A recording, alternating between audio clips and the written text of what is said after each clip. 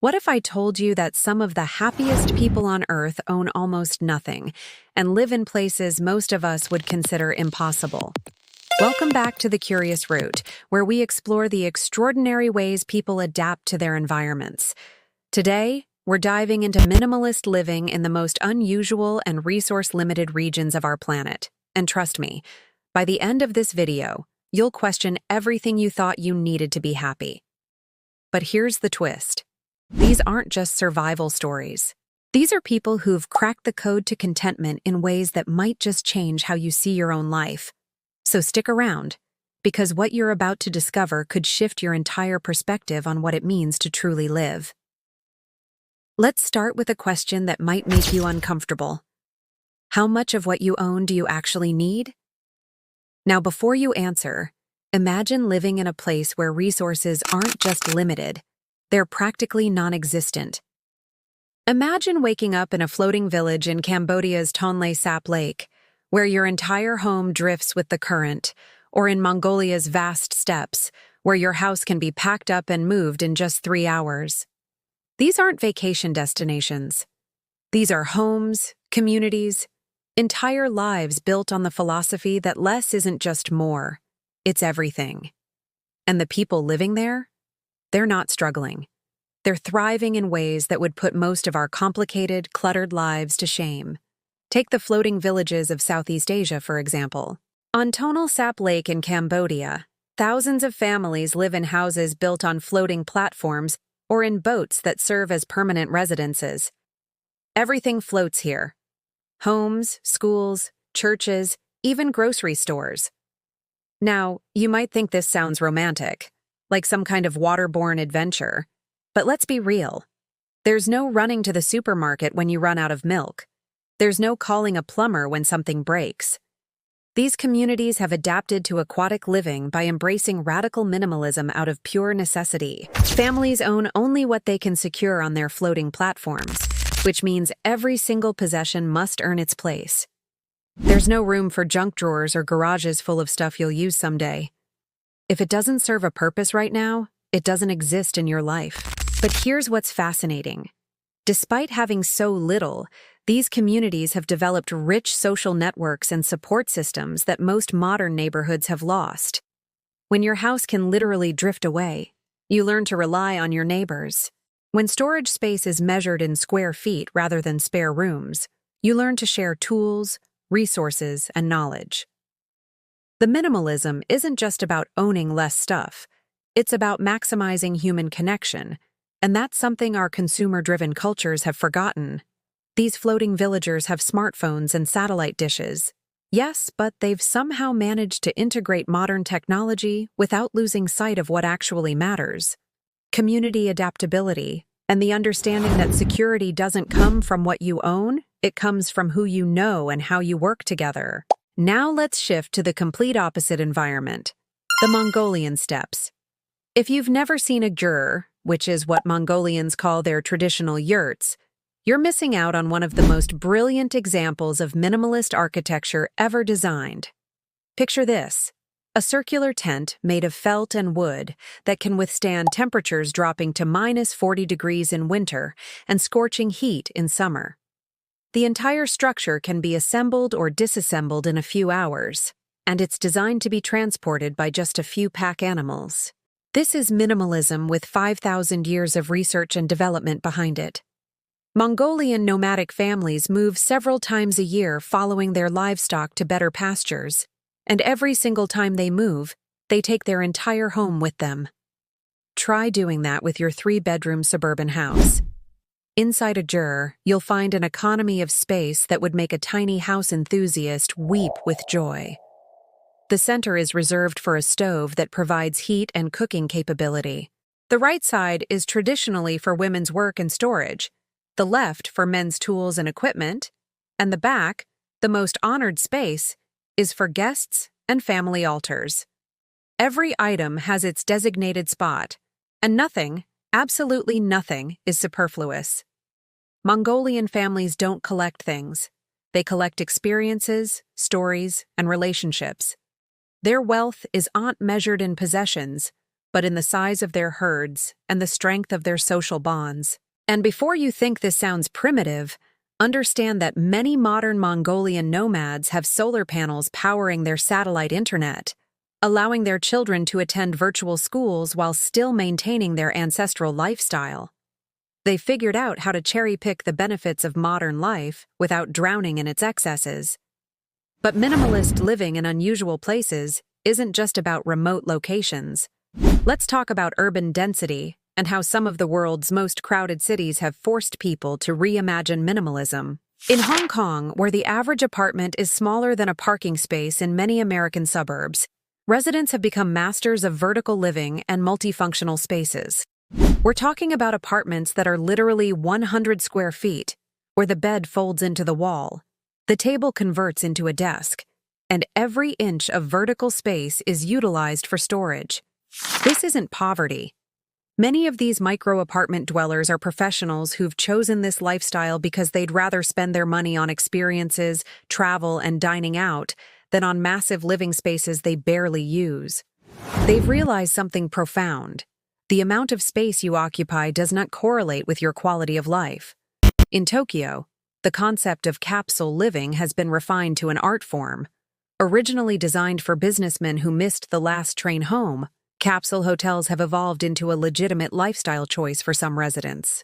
These spaces are barely larger than a single bed, stacked like compartments in a beehive, but they come with everything you actually need: a bed, a light, a small television, and privacy. The communal areas provide what can't fit in the capsule: bathrooms, lounges, and kitchens. It's minimalism forced by space constraints, sure, but it's also revealed a truth we often ignore. Most of the space in our homes goes unused most of the time.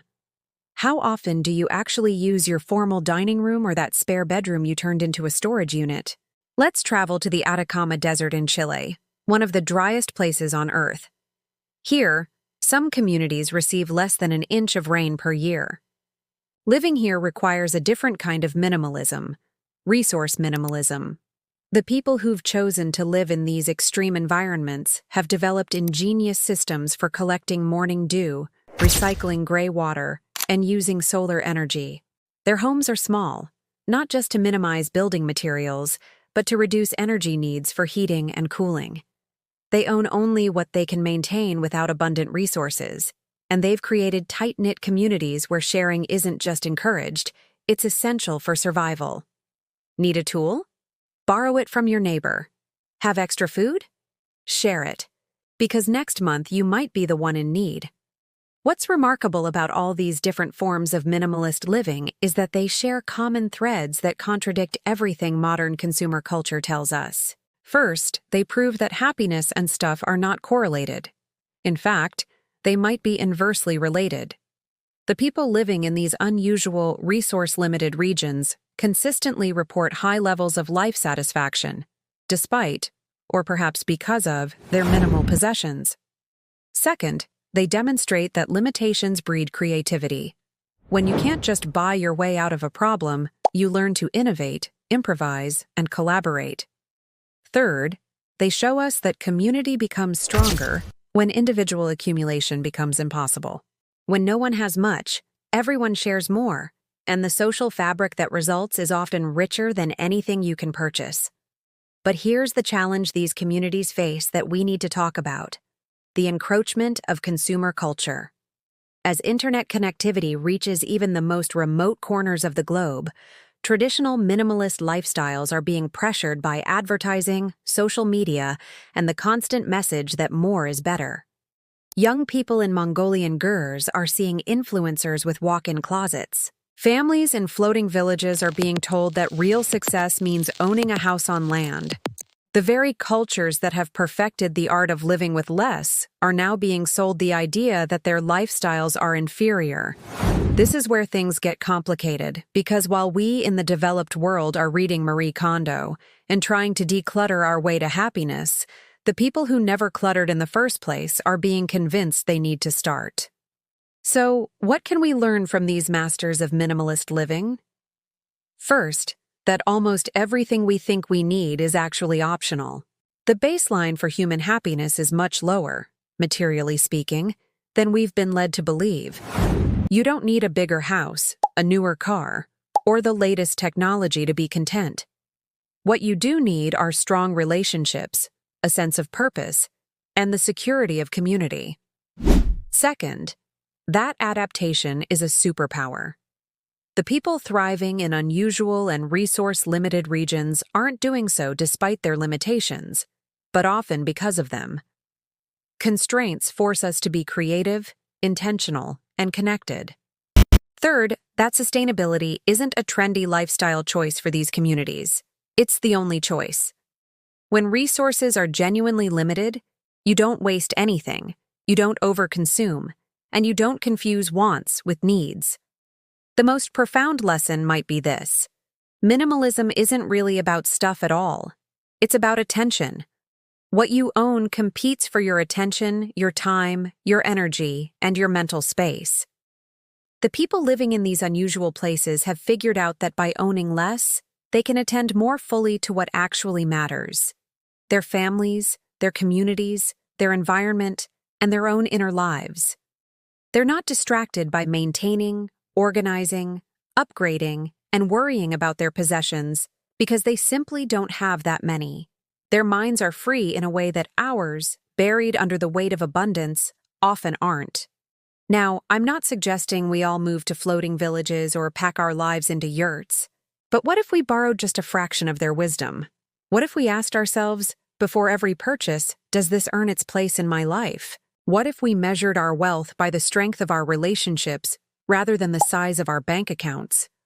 What if we saw limitations not as problems to overcome, but as opportunities to innovate and connect? The people living minimalist lives in the world's most unusual and resource-limited places are not doing it for the Instagram aesthetic. They're doing it because they've discovered something that our culture has forgotten: that the best things in life truly are not things at all. So here's my challenge to you. Look around your space right now and ask yourself what percentage of what you own actually contributes to your happiness. If you're honest, the number might be shockingly small. We've been sold the idea that accumulation equals success, but the people we've explored today are living proof that the opposite might be true. Real wealth might just be the freedom that comes from needing less, the creativity that emerges from constraints, and the community that flourishes when we stop competing over who has more and start collaborating on how to live better. Before you go, I want to hear from you. Have you ever experienced a period of forced minimalism that actually made you happier? Maybe during travel, or moving, or some life circumstance that required you to pare down? Drop your story in the comments below, because I genuinely believe we learn more from each other's experiences than from any video. And if this perspective on minimalist living changed how you think about your own life, even just a little bit, hit that subscribe button and turn on notifications, because here at The Curious Route, we're exploring the unconventional ways people live all around the world. And trust me, we're just getting started. Next week, we're diving into communities that have completely reimagined education in places where traditional schools don't exist, and it's going to challenge everything you think you know about learning. Until then, maybe try living with a little less and see if you end up with a little more of what actually matters. Thanks for watching, and I'll see you on the next route.